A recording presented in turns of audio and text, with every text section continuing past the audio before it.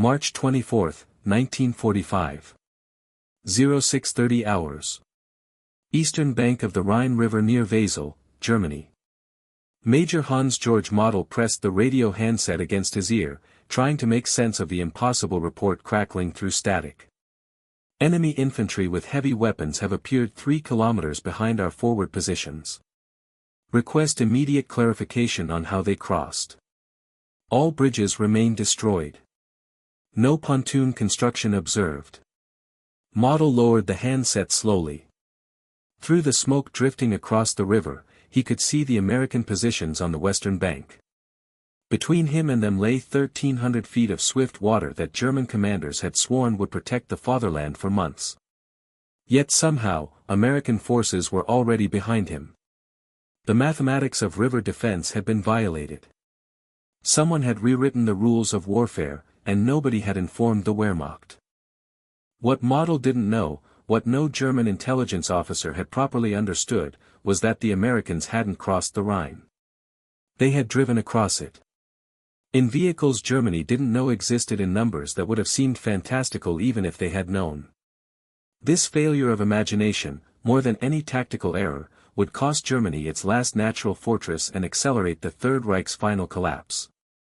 To understand how Germany's 2,000-year-old shield fell in 72 hours, we must go back 3 years to a minor incident on a Massachusetts beach that would eventually help destroy Nazi Germany. April 1942. Provincetown, Massachusetts. A Coast Guard patrol boat ran aground on a sandbar just offshore. Conventional trucks couldn't reach it through surf and sand. Boats couldn't drive onto the beach to retrieve equipment. Palmer Coslet Putnam, working for the Office of Scientific Research and Development, watched the rescue efforts and saw not a problem but an opportunity. What if a vehicle could transition seamlessly between water and land? What if you could simply drive through obstacles instead of engineering elaborate solutions around them? Putnam partnered with yacht designer Roderick Stevens Jr. and engineer Dennis Pulston.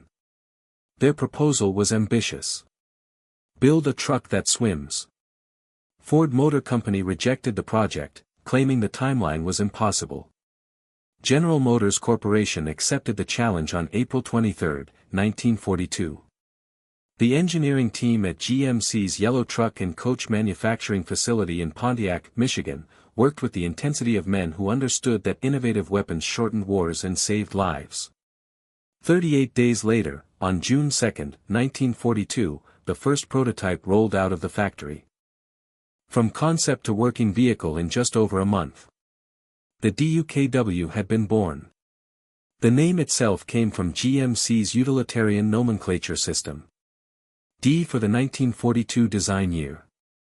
U for utility vehicle. K for all-wheel drive. W for dual rear axles. Nothing romantic or inspiring. Just a designation that would become one of the war's most important acronyms, though soldiers would simply call them ducks. The DUKW combined a standard GMC 2.5-ton truck chassis with a watertight hull designed by Sparkman and Stevens, the same yacht architects who created America's Cup racing vessels. The engineering innovations were subtle but revolutionary. Frank Spear from GMC's team developed the world's first central tire inflation system. Drivers could adjust tire pressure while moving, spreading the tires wide for sand and mud traction or inflating them for highway efficiency. A 25-inch propeller driven through a transfer case from the main transmission provided water propulsion at 5.5 knots. A rudder linked directly to the steering wheel allowed seamless transition from water to land navigation. You didn't need to be a sailor and a driver. You just needed to be a driver who kept driving when the road became water. General Jacob Devers observed the first demonstration in June 1942 and immediately grasped the implications. He ordered mass production. The initial contract called for 2,000 units. By war's end, GMC had manufactured 21,147 DUKWs at a rate of 525 per month during peak production. Each cost $10,750, roughly the price of 7 Jeeps, but with capabilities that would prove strategically priceless. While American factories churned out amphibious trucks by the thousands, German intelligence was systematically failing to comprehend what they were observing. DUKWs first appeared in combat during the Sicily invasion in July 1943. German after-action reports mentioned strange wheeled amphibious vehicles but classified them as specialized landing craft for beach operations. When DUKWs appeared at Salerno, then Anzio, then Normandy, German analysts filed each sighting among what one report dismissively called the curiosities of American industrial excess, like ice cream ships and portable Coca-Cola bottling plants. The failure went beyond mere observation. German intelligence never properly counted how many DUKWs existed. A February 1945 assessment by Army Group H estimated Allied forces possessed approximately 100 to 150 amphibious vehicles suitable for river operations across the entire Western Front. The actual number was staggering. Over 2,000 DUKWs operated in the European theater by March 1945. The British had received 2,000 units through Lend-Lease. Canadian forces operated 800 vehicles. The Americans had organized them into specialized amphibious truck companies, each with 50 vehicles and trained crews who had refined river crossing doctrine since Normandy. Germany had developed its own amphibious vehicle, the Landwasserschlepper. In many ways, it was superior to the DUKW. Better armor protection. Superior off-road performance. Elegant engineering that solved complex problems of waterproofing tracked systems. But Germany had produced only approximately 100 units total. Each required specialized components, skilled craftsmen, rare materials. Each cost 75,000 Reichsmarks, 7 times the price of a DUKW. When Allied bombing disrupted supply chains, production simply stopped. This production asymmetry revealed everything about why Germany would lose the war. German engineers pursued perfection in limited quantities. American factories pursued adequacy in overwhelming numbers. It was the difference between a craftsman forging 100 swords and a factory stamping out 10,000 rifles. Both philosophies had merit. Only one won industrial wars. By March 1945, Germany's Rhine defenses appeared formidable on paper but were crumbling in reality. Field Marshal Albert Kesselring, commanding in the west, had positioned the remnants of 3 armies along the river. The 1st Parachute Army, despite its elite reputation, had been bled white in the Reichswald battles. Replacements were Volkssturm units, old men and boys with weeks of training wearing armbands instead of uniforms. The 88mm guns covering crossing points were manned by teenagers who had never fired at moving targets. But the Rhine itself seemed like salvation. 1,300 feet wide. Swift current running 8 to 10 knots in the main channel. Cold enough to kill in minutes. German defensive doctrine, refined through 5 years of war, held that rivers this size could only be crossed through sequential operations that would take days and provide multiple opportunities for counterattack. Suppress defenders with artillery. Send infantry across in vulnerable assault boats. Establish small bridgeheads under fire. Begin bridge construction while defenders attempted to destroy the engineers. Reinforce gradually as bridges were completed. Finally, send armor across. Each phase was a potential killing ground for defenders. What German commanders never imagined was that the Americans would eliminate most of these phases entirely. On March 22, 1945, Allied forces along the Rhine's western bank completed the most meticulous preparation in amphibious warfare history. Hundreds of DUKWs had been positioned in concealed assembly areas within 5 miles of planned crossing points. Each vehicle had been waterproofed, mechanically inspected, and loaded with cargo manifests carefully calculated to maintain water stability. Lieutenant Colonel William Thompson, commanding the 458th Amphibious Truck Company, gathered his crews for the final briefing. "We know this isn't Normandy," he told them. "No tides, no beach obstacles. The Rhine is about current, about exit points, about not getting hit by our own artillery. We've practiced on the Maas River for 2 weeks. You know your vehicles. You know the drill. Tonight, you're not support. You're the spearhead. You're going to do something nobody's ever done, use DUKWs as the primary assault vehicle for a major river crossing. Seaman First Class Joseph Bernardini of Naval Unit 350 listened to the briefing and felt the weight of the assignment. Navy personnel in the middle of Germany. It would have been absurd if it wasn't so deadly serious. His DUKW had been assigned to carry 12 soldiers of the 51st Highland Division's 7th Battalion Black Watch.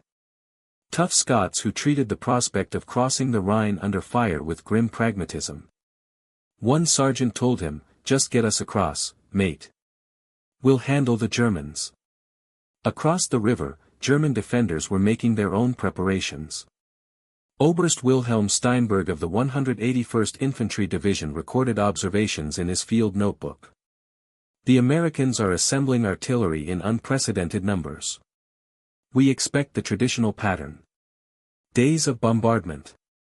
Assault boats we can target with machine guns and mortars.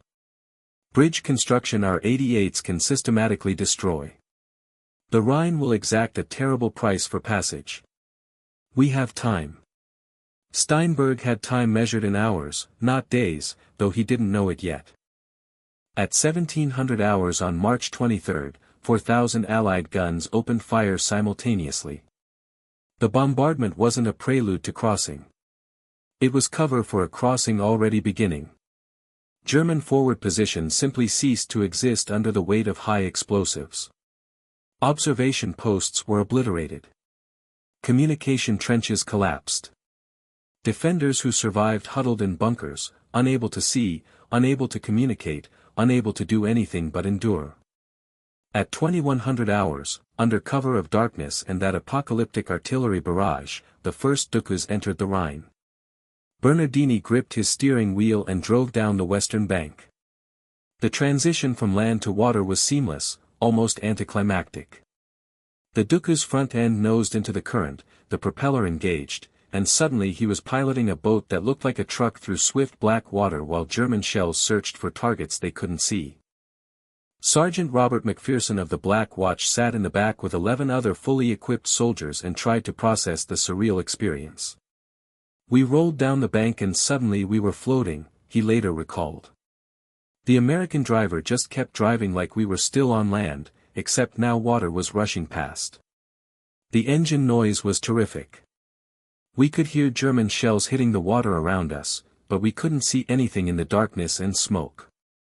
I remember thinking, this is either brilliant or insane, and we're about to find out which. The Rhine's current proved more powerful than expected, 8 to 10 knots in the main channel. Bernardini had calculated his launch point to account for drift, aiming upstream of his intended landing zone. The DUKW swept downstream as it crossed, fighting the current at an angle. Other vehicles around him were experiencing the same drift. Some were swept hundreds of yards off course. But here the DUKW's versatility proved decisive. Unlike assault boats that needed specific landing points, DUKWs could exit the river anywhere the bank wasn't vertical. Drivers who missed their primary landing zone simply drove up the bank wherever they found themselves. Bernardini felt his wheels touch the eastern bank. He pressed the accelerator, the DUKW lurched up the slope, water streaming from its hull, and suddenly they were driving through Germany. The Black Watch soldiers jumped out and disappeared into the darkness. Bernardini turned his vehicle around and drove back into the Rhine. No unloading at the riverbank. No waiting for the vehicle to be towed back across. He simply turned around and went back for another load. The entire trip, both ways, took 18 minutes. By 2200 hours, the first wave was across and moving inland. German defenders, those who had survived the artillery barrage, strained to hear the sounds that should have indicated assault boat returns for second waves. Instead, they heard only the continuing thunder of artillery and, in the brief spaces between explosions, the distant sound of heavy engines moving away from the river. The expected pattern wasn't materializing. Something was wrong. Dawn on March 24 revealed the scale of the disaster to German commanders. As smoke and morning fog lifted, forward observers reported impossible sightings. Enemy troops in battalion strength with heavy weapons 3 kilometers inland from the river. American armor behind our positions. Request clarification on crossing points. All bridges confirmed destroyed. Major Hans-Georg Model, the same officer whose confused radio call would open this story, drove his staff car forward to see for himself. What he encountered defied 5 years of military experience. American infantry had established positions miles from the nearest logical crossing site. They had mortars, machine guns, anti-tank weapons. How had they transported all this across 1,300 feet of river under fire? The answer, when captured prisoners explained it, seemed too simple to be true. Trucks that swim. Model's operations officer listened to the explanation and shook his head. The Americans built trucks that swim and crossed everywhere simultaneously. That's not a river crossing. That's a logistics miracle. How do we defend against that? The answer was simple and terrible. They couldn't. German defensive doctrine was predicated on identifying critical crossing points, concentrating fire on those points, and counterattacking bridgeheads before they could be reinforced. DUKWs eliminated every phase of that doctrine.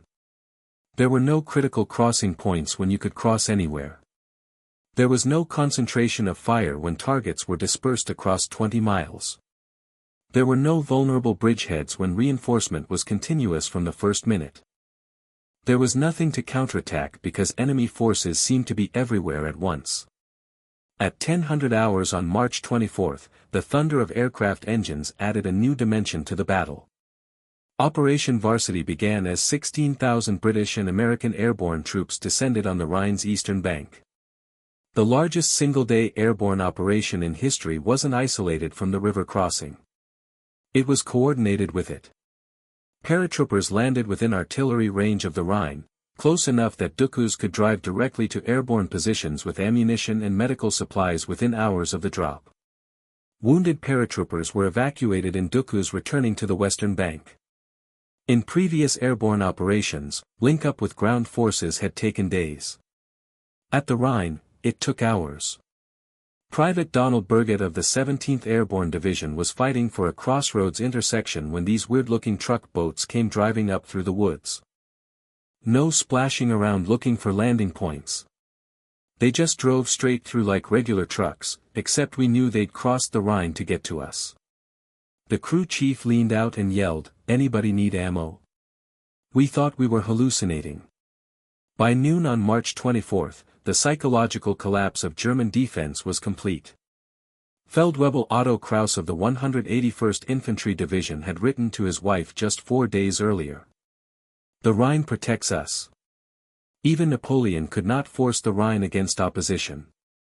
Now Kraus was being marched to a prisoner collection point with 300 other Germans who had simply stopped fighting once American forces appeared behind their positions. One of his men asked him what had happened. Kraus looked at the DUKWs shuttling across the river in continuous streams and said quietly, "They have unlimited vehicles that swim. How do you stop an army that treats rivers like roads?" The British Second Army's crossing at Wesel employed a devastating combination of DUKWs and Buffalo LVT amphibious tractors. By 0800 hours on March 24, 3 full British divisions were across the Rhine with their complete equipment loads. Field Marshal Bernard Montgomery, often criticized for excessive caution, had achieved total operational surprise through the mass employment of amphibious vehicles. His after-action report noted, "The enemy expected us to cross the Rhine. They did not expect us to drive across it." The distinction proved fatal to their defense. March 25 brought an event that symbolized the Rhine crossing's significance more than any tactical success.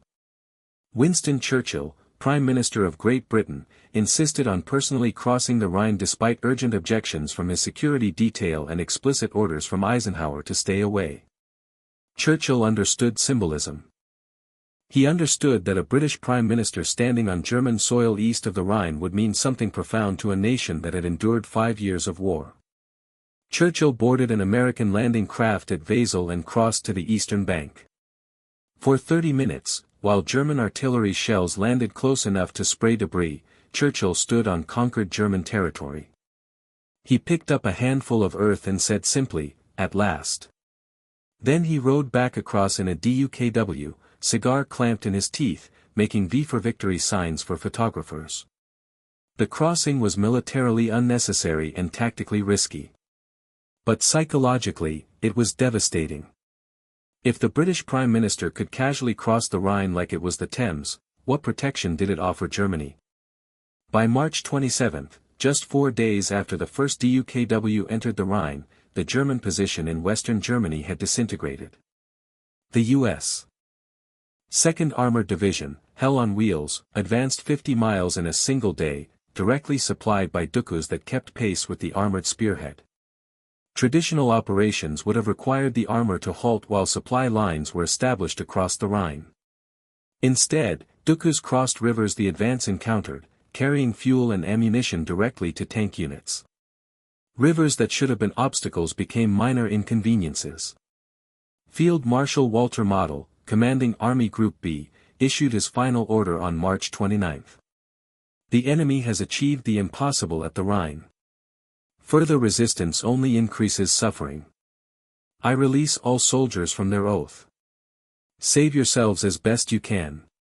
On April 21, Model committed suicide rather than face surrender. He understood what many Germans were only beginning to process. The Rhine's fall meant more than losing a river.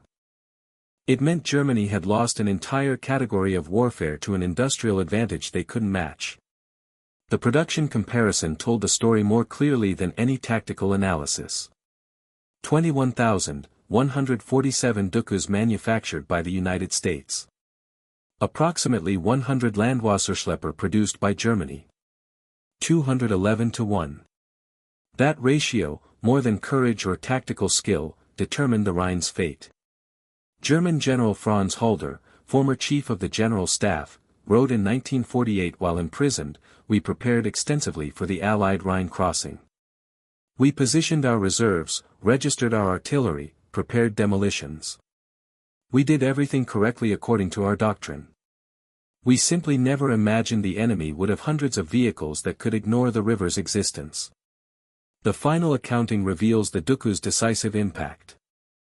In the first 72 hours of operations, DUKWs transported over 15,000 troops, 1,200 vehicles, 3,000 tons of supplies, and evacuated 2,000 wounded across the Rhine.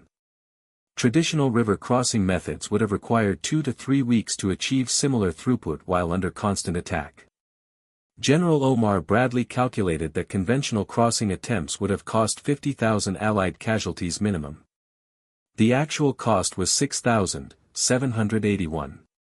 The DUKW had saved 43,000 lives through pure industrial advantage. The war in Europe ended 6 weeks after the Rhine crossing. On May 7, 1945, General Alfred Jodl signed Germany's unconditional surrender. Among the factors he cited was the enemy's unexpected amphibious capabilities at the Rhine. This admission, buried in longer explanations about strategic bombing and Soviet pressure, revealed the crossing's true significance. Germany's last natural barrier had been eliminated not through superior courage or brilliant tactics but through industrial capacity that produced 21,000 swimming trucks while Germany produced 100. General Dwight Eisenhower's final report as Supreme Commander allocated significant credit to the DUKW. No single piece of equipment contributed more to the rapid conquest of Germany than the amphibious truck. It turned rivers from obstacles into highways, transformed logistics from limitation into advantage, and shortened the war by an estimated 3 weeks. On May 10, 1945, 3 days after Germany's surrender, the last operational DUKW crossing of the Rhine carried not soldiers but food supplies for German civilians in isolated areas cut off by destroyed bridges. Private Anthony DeMarco, driving that final DUKW, recalled, "No shooting, no artillery, just driving across like it was Sunday. German kids were waiting on the eastern bank hoping for chocolate. For months earlier their fathers were trying to kill us. Now we brought food. That's what those ducks did. Made the impossible routine. Turned enemies into people needing help." The Rhine crossing of March 1945 demonstrated a fundamental truth about modern warfare. In industrial wars between developed nations, victory belongs not to the best soldiers but to the best factories. The DUKW represented American production philosophy perfected. Not the finest amphibious vehicle possible but the finest that could be mass-produced with existing technology and operated by minimally trained personnel. It solved problems through quantity rather than quality, through standardization rather than specialization. It was quintessentially American. German defenders never knew Americans had amphibious trucks in such numbers because they couldn't imagine such plenty. Their intelligence failure was fundamentally a failure of imagination constrained by their own limitations. Because Germany could only produce 100 specialized vehicles, they assumed America faced similar constraints. They prepared for an enemy that looked like them, thought like them, produced like them. Instead, they faced an enemy that had industrialized warfare itself, that treated massive engineering problems as production challenges to be solved through assembly lines and standardization. The DUKW's legacy extended far beyond World War II. NATO war plans during the Cold War emphasized amphibious vehicle capabilities for crossing Eastern Europe's many rivers. Modern military forces consider river crossing capability essential rather than specialized. The lessons of the Rhine, that mobility and logistics determine outcomes more than firepower and courage, became foundational to military doctrine. In 1985, 40 years after the Rhine crossing, veterans gathered in Lexington, Kentucky, for a reunion. Among them was former Oberstleutnant Hans Müller, who had defended the Rhine with the 181st Infantry Division. Müller had been invited as a guest. His speech to the assembled veterans captured the operation's significance. "You brought swimming trucks to a river battle. We brought anti-tank guns to stop swimming trucks. The moment I saw those vehicles driving out of the Rhine, I knew the war was over. Not lost. Over. You cannot fight an enemy who turns your strongest defense into a highway." Former Sergeant James Mitchell, who had commanded a DUKW in the 819th Amphibious Truck Company, stood beside one of the preserved vehicles at the reunion. "Ugly thing, isn't it?" he said. "Like a boat that mated with a truck and produced something neither. But this ugly duckling swam the Rhine when the Nazis thought it impossible. We didn't outfight them. We outproduced them. Out-innovated them. Out-imagined them." Germany's sacred river, which had protected the nation for 2 millennia, fell in 72 hours to vehicles designed in 38 days and built on assembly lines in Pontiac, Michigan. The Rhine wasn't conquered. It was industrially obsoleted. And with its fall, the Third Reich's last hope died, drowned not in the river but in the overwhelming tide of American industrial capacity that German commanders had dismissed, underestimated, and fundamentally failed to comprehend until swimming trucks drove past their fortifications and kept going all the way to Berlin.